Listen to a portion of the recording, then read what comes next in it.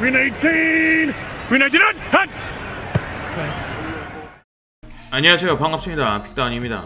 이번 시즌 가장 두각을 드러내고 있는 신인은 다름 아닌 워싱턴 커맨더스의 제이던 데니얼스인데요. 올해 신인 유망주 쿼터백 3대장 중 대학 최고 선수에게 주어진 하이즈먼 수상자이기도 했고, 대학 시절에 라마 잭슨이 여러모로 연상되는 굉장히 민첩한 선수인데, 얇은 체격과 거기서 나오는 엄청난 운동 능력으로 다리로도 상대를 제압할 수도 있는 선수고, 패스 부문은 오히려 라마 잭슨 대학 시절보다 더 성장된 게 아닐까 하는 생각이 드는 선수입니다. 단거리, 중거리, 장거리 모두 다 노릴 줄 아는데 무엇보다 인터셉션을 좀 많이 안 당하는 선수라는 측면에서 굉장히 높은 평가를 받던 선수예요. 그런 선수가 지금 프로의 워싱턴 커맨더스라는 정말 근 몇 년간 최고의 약팀에 와서 공격 부문 신인상 1번 후보가 언급될 정도로 굉장히 빛나는 활약을 보이고 있습니다. 1주차에는 패스 스탯이 막 그렇게 좋지는 않았어요. 184야드에 패스 비거리가 그렇게 길지도 않고, 프로 첫 경기만큼 무리한 패스를 안 하고 자신의 다리를 활용한 플레이를 여러 번 보였습니다. 프로에 적응하는 좀 게임이었다고 생각이 드는데, 무리한 패스를 시도하지 않고 이 딱 공을 받자마자 자기가 원하는 그림이 안 나오거나 자기가 원하는 선수가 안 열리면 그 선수가 열릴 때까지 기다리지 않고 빠르게 판단을 해서 밖으로 튀어나와가 자신의 다리로 조금이라도 전진을 했다는 점이었습니다. 존 그루덴이라는 공격 코치가 옛날에 말했듯 프로 쿼터백으로 가장 중요한 거는 스피드예요. 팀원들에게 빠르게 플레이를 전달하고 숙지시킬 수 있는, 준비시킬 수 있는 스피드, 수비를 읽고 자신이 어떤 것을 할지 이 플레이 안에서 정할 수 있는, 빨리 결정할 수 있는 스피드, 그리고 정했다면 그 공을 빠르게 던질 수 있는 이 팔재능의 스피드, 이렇게 세 가지로 항상 이야기를 하고 있는데, 이 중 두 번째에서 그래, 프로 준비를 좀 잘해왔네 하는 생각이 분명히 들게 했습니다. 그리고 2주차부터 패스 비중을 조금씩 늘리게 되는데요. 29번의 패스 중에 23번을 성공을 시키면서 200야드를 넘기게 됩니다. 프로 레벨에서 공을 안정적으로 운반을 할 수 있다고 1주차에 어느 정도 확인을 하고는 슬슬 패스 시도랑 그런 패스 상황들을 늘리게 된 거죠. 다니엘도 욕심을 내지 않고 비어있는 리시버에게 공을 계속 연결하는 모습을 보여주면서 어느 정도의 이 성장세를 조금씩 보여주고 있었습니다. 그러다 3주차부터 전국 중계가 되는 경기에서 포텐이 정말 빵 하고 터지기 시작하는데, 23번의 패스 중에 단 2번만 실패하고 254야드를 기록해요. 무엇보다 놀라운 거는 이 패스 비거리, 매 패스당 공중에서 날아간 거리가 9.7야드일 정도로 단순히 짧은 패스를 하는 게 아니라 긴 패스도 했다는 걸 뜻하거든요. 뿐만 아니라 터치다운도 2개나 기록했고요. 이 조금 더 딥하게 들어가면은 벵갈스, 상대가 신시내티 벵갈스였는데, 벵갈스에서 이 단거리 패스와 그의 러싱만을 좀 의식해서 뒷공간을 좀 비워놓자 그 대학 시절 보여줬던 이 롱패스에서의 정확도를 프로랩에서 보여주기 시작했고, 그전 두 경기 동안은 뭐 경기에 한 번 정도만 시도했던 롱패스를 4번이나 시도하고 그 중에서도 2개를 시도하면서 성공을 하게 되는데, 특히나 이 마지막 터치다운 패스가 개인적으로 굉장히 수준이 높다고 생각이 듭니다. 상대 수비가 모두 일선에 붙어있고 이선 수비는 딱 리시버의 숫자만큼밖에 없거든요. 이 말이 무슨 뜻이냐, 커버 제로, 즉 뒤에 아무도 없고 리시버들은 모두 코너백과 1대1 상황, 나머지는 쇄도에서 어린 쿼터백에게 그래, 패스할 테면 패스해봐, 근데 1초만 늦어도 큰일 날 걸 하고 도발을 하는 건데, 플레이가 시작하고 역시나 상대 수비가 한 명 블로킹도 없이 프리로 들어오게 되는 상황입니다. 이런 상황에서도 우리 리시버를 보고는 여기서 분명히 안쪽에 시작하지만 바깥쪽으로 빠질 거다에 대한 이해가 있고, 리시버랑 서로 같은 페이지에 있고 그에 맞게 정말 정확한 패스를 던져주면서 터치다운을 만들어줬어요. 가장 최근 경기인 4주차에서도 30번의 패스 중에 26번이란 정말 놀라운 패스 성공률을 보여주면서 233야드를 기록합니다. 물론 인터셉션을 당하긴 했지만 터치다운 하나 기록하기도 했고요. 마찬가지로 자신의 빠른 의사결정과 정확도를 선보이면서 정말 게임을 지배했습니다.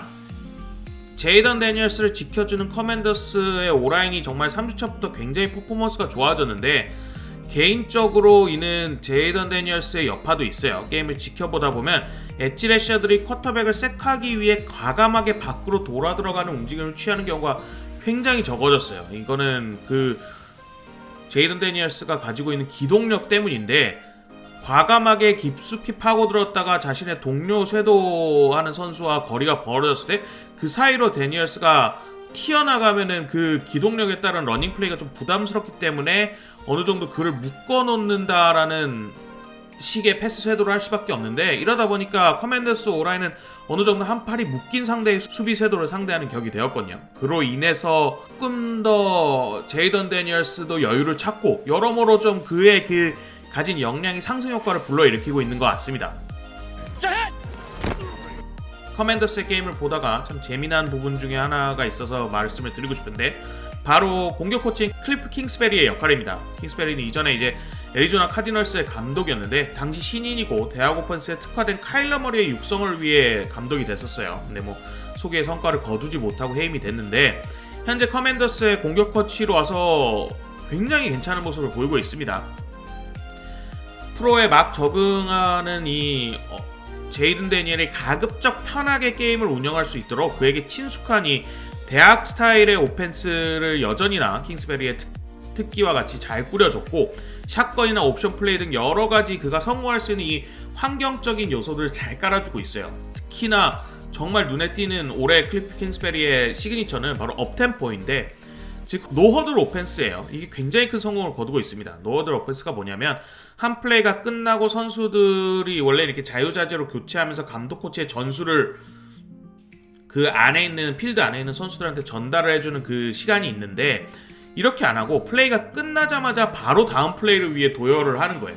그러면서 쿼터백이 이번 전술은 뭐야 하고 이렇게 수신호나 목소리로 전달을 하면서 바로 다음 플레이를 진행을 하는 이걸 노어들 오펜스라고 하는데, 이거의 장점은 상대 수비도 교체를 할 수 없어서 수비의 체력을 좀 계속 소진할 수 있다는 점, 그리고 상대 수비가 공격의 전술에 대응할 새로운 플레이를 펼칠 시간이 없이 이전 플레이를 그대로 시행하거나 아주 기본적인 수비 전술로밖에 대응을 할 수 없다는 점이에요. 그래서 이거를 장점은 공격직에서 이걸 굉장히 잘 노려서 맞춤 전술을 나오면은 정말 큰 성과를 거둘 수 있다는 건데, 단점은 공격 쪽에서도 체력이 많이 소진된다는 점이랑 이 감독 선수, 특히나 쿼터백과 플레이어들 간의 소통이 굉장히 잘 돼야 돼요. 쿼터백이 같은 팀 선수들한테 이 여러 수신호나 소리를 질러서 전술을 새로 지시를 하게 되는데, 공격직에서도 차분하게 전술을 숙지하고 들을 시간이 없기 때문에 알아서 좀 잘 알아듣고 사전에 잘 예약되는 그 다음 플레이를 알고 있어야 되거든요. 모두 다 같이 공유를 하고 있어야 되는데, 클리프 킹스베리와 제이든 데니엘의 이 워싱턴 커맨더스는 노어드 오펜스로 굉장히 큰 재미를 보고 있어요. 이번 시즌 플레이의 거의 52.4%가 노어드 오펜스로 이루어지고 있는데, 리그 평균 노어들 플레이가 한 11% 정도에 그치는 걸 생각해보면 커맨더스가 얼마나 노어들에 힘을 주고 있는지 좀 알 수 있습니다. 실제로 전체 전진한 야드 자체도 노어들에서 한 900, 허드에서 한 634야드로 59%로 굉장히 높고요. 15야드 이상 플레이를 봤을 때도 총 27개 중에 18개가 노어들에서 나왔을 정도로 노어들을 정말 리그의 타팀 대비 굉장히 잘 활용하고 있어요. 이게 더욱이 놀라운 것은 단순히 한 플레이를 펼치고 그 다음에 노어들로 가고, 그리고 한 번 허들한다 해서 또 한 번 전술을 다 듣고 노어들로 가고, 이런 식으로 징검다리 형식으로 가는 게 아니라 한 번에 5에서 6개의 플레이를 쭉 노어들로 진행을 한다는 건데, 그 하나하나의 플레이마다 포메이션도 다르고 타겟도 다르고 뭐 루트나 여러 면에서 다른 굉장히 다채로운 형태를 보여주면서 이 노어들 플레이를 쭉 진행하고 있어요. 흔히 말해서 상대 수비가 이제 단조로울 때 자기들은 굉장히 다양한 변주를 주면서 그 약점을 집요하게 파고들고 있다는 뜻인데, 이는 뭐 클리프 킹스베리가 훈련 때부터 노어들 플레이를 대비해서 몇몇 플레이에 대한 지시어를 굉장히 간략하게 선수단을 잘 공유했다라는 뜻일 수도 있고, 아까 쿼터백의 스피드 자질 중에 팀원들에게 플레이를 빠르게 전달하고 이해시키고 준비시킬 수 있는 스피드 부분에서 제이든 데니엘이 굉장히 탁월함을 보이고 있다고 하는 뜻이기도 합니다.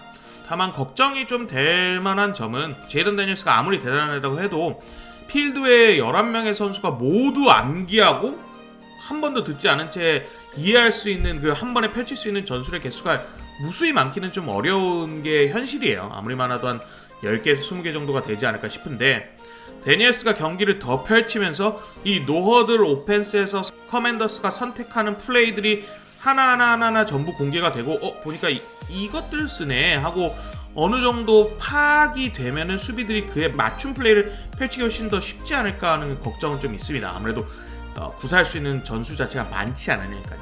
특히나 클리프 킹스베리의 카디널스 시절부터 시즌 초반에 좋은 전략을 잘 준비하지만 그 깊이가 좀 상대적으로 얕아서 파회가 되기 시작하면 그에 맞는 대응책을 내놓지 못했다는 게 이제 킹스베리의 옛날부터의 단점이라고 언급되는 부분 중에 하나여서 그런 부분에 좀 걱정은 되지만 제이든 데니얼스의 폼이 계속 오르만 있고 클리프 킹스베리도 자신의 게임을 더 발전시켜 왔으니까 이번에는 좀 다르지 않을까 기대를 하면서 앞으로 커맨더스의 게임을 볼 때 노어들로 가는지 안 가는지 보는 것도 재밌을 겁니다. 감사합니다.